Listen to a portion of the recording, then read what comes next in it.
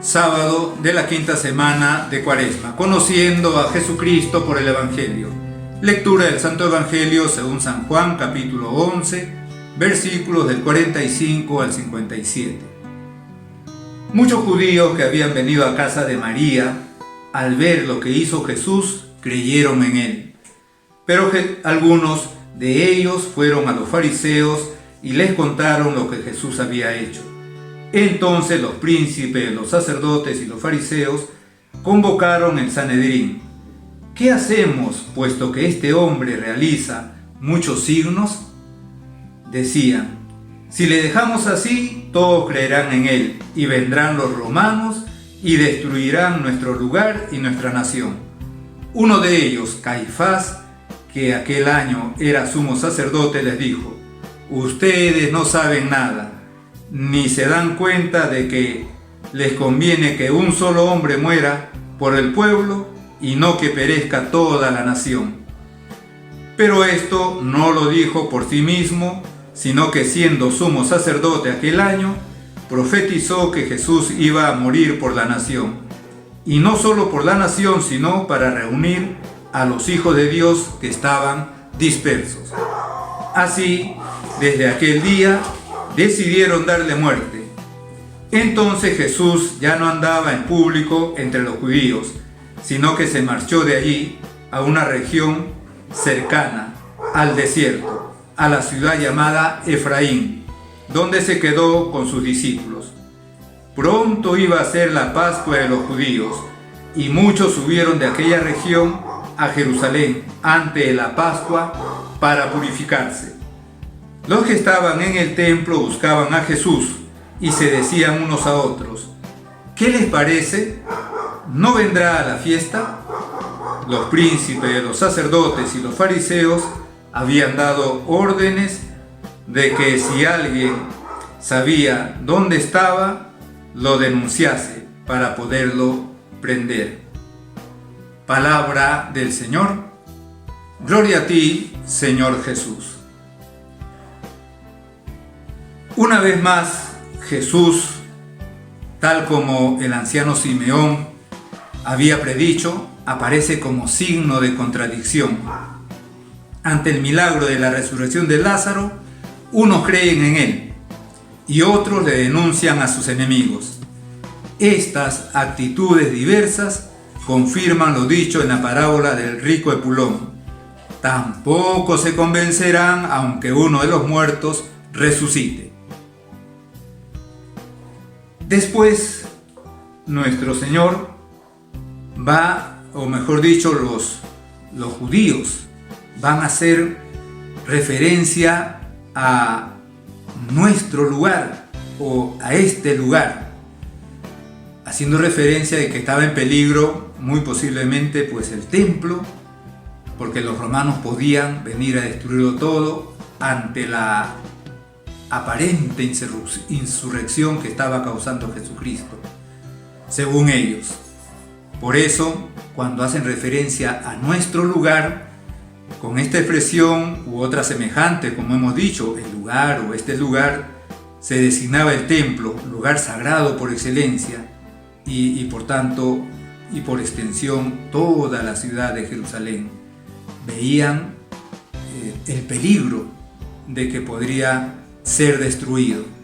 Y entonces el sumo sacerdote que en ese momento estaba ejerciendo, que era Caifás, que ejerció pues el sumo pontificado desde el año 18 al año 36 después de Cristo, según una cronología. Caifás es el instrumento de Dios para profetizar la muerte redentora del Salvador, pues una de las funciones del sumo sacerdote era consultar a Dios para guiar al pueblo. En este caso, las palabras de Caifás tienen un doble sentido. Uno, pretendido por él mismo, es su intención de dar muerte a Cristo con el pretexto de garantizar la tranquilidad y la supervivencia política de Israel. Otro sentido de lo que dijo Caifás, y es el querido por el Espíritu Santo y que Caifás ni siquiera se dio cuenta, es el anuncio de la fundación del nuevo Israel, la Iglesia, mediante la muerte de Cristo en la cruz. Caifás, repetimos, no se dio cuenta de este sentido. De esta manera, el último pontífice de la antigua alianza, Caifás, profetiza la investidura del sumo sacerdote de la nueva alianza. El sumo sacerdote de la nueva alianza que va a sellar esa nueva alianza con su propia sangre, es Jesucristo. Cuando San Juan, que es el que nos cuenta esto, afirma que Cristo iba a morir para congregar en uno a los hijos de Dios que estaban dispersos, se refiere a lo que el Señor había dicho acerca de los efectos salvíficos de su muerte. Ya los profetas habían anunciado la futura congregación de los israelitas fieles a Dios para formar el nuevo pueblo de Israel. Estos vaticinios se cumplieron con la muerte de Cristo, que al ser exaltado en la cruz, atrae y reúne al verdadero pueblo de Dios, formado por todos los creyentes, sean o no israelitas. El Concilio Vaticano II se apoya en este pasaje al hablar de la universalidad de la Iglesia.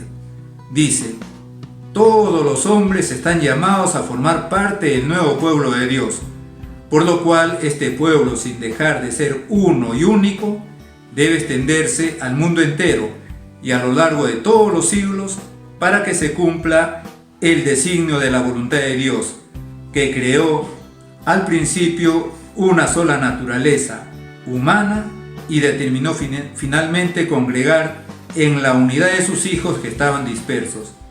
Para eso envió Dios a su Hijo, a quien hizo su heredero universal, para que sea maestro, rey y sacerdote de todos, cabeza del nuevo y universal pueblo de los hijos de Dios.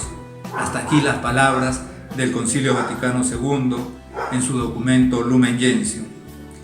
En el siglo IV, San Juan Crisóstomo explicaba a sus fieles la catolicidad de la Iglesia con estas palabras.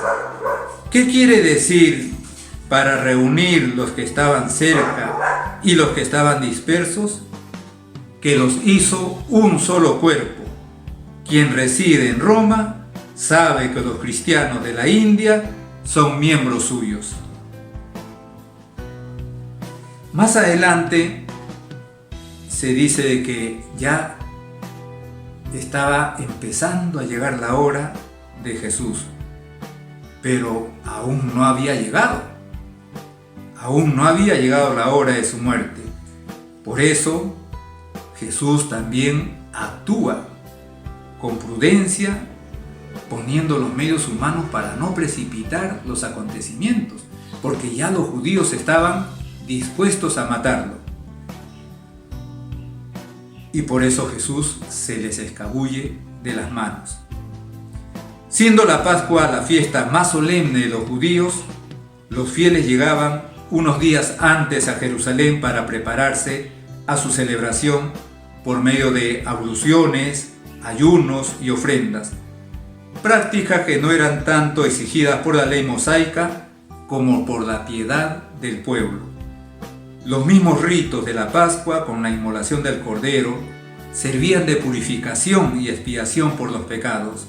La Pascua de los judíos era figura de la Pascua cristiana, pues como nos enseña el apóstol San Pablo, nuestro Cordero Pascual es Cristo, el cual se ofreció de una vez para siempre al Eterno Padre en la cruz, para expiar por nuestros pecados. El Papa San Pablo VI recordaba esta verdad gozosa de nuestra fe en una ocasión. Decía el Papa de entonces: se sacrificó, pero ¿es que existe todavía una religión que se exprese en sacrificios?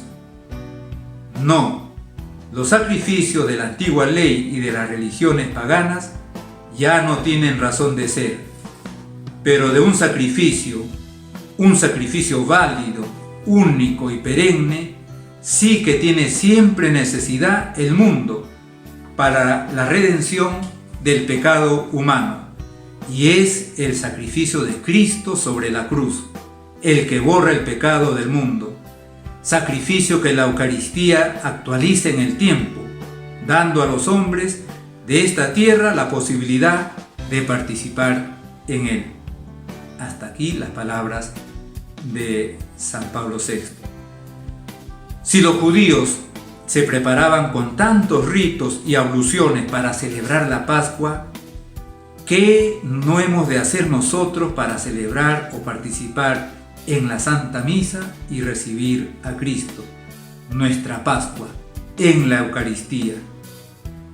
Para acoger en la tierra a personas constituidas en dignidad, hay luces, música, trajes de gala, dice San José María Escrivá de Balaguer, y sigue diciendo: para albergar a Cristo en nuestra alma, ¿cómo debemos prepararnos? ¿Hemos pensado alguna vez en cómo nos conduciríamos si solo se pudiera comulgar una vez en la vida? Este Evangelio nos pone ya en contacto directo con ese momento sublime de nuestra historia de la salvación, de la revelación divina, que es el misterio pascual, pasión, muerte y resurrección de nuestro Señor Jesucristo. Misterio pascual que Jesucristo va a adelantar el Jueves Santo, la noche en el que va a instituir el sacramento de la Eucaristía. Va a celebrar la primera misa. Y luego va a quedar eternamente para todos nosotros, para toda la humanidad, de todos los tiempos y de todos los lugares, con la posibilidad de recibir a Jesucristo sacramentado con el alma limpia. Y por eso, estando ya a las puertas de iniciar la Semana Santa, mañana empezamos con Domingo de Ramos, cómo debemos fomentar en nuestro corazón ese cariño, ese amor a Dios hecho hombre, presente en la Eucaristía, a Dios Eucaristía, a Jesucristo sacramentado. En el nombre del Padre, y del Hijo, y del Espíritu Santo. Amén.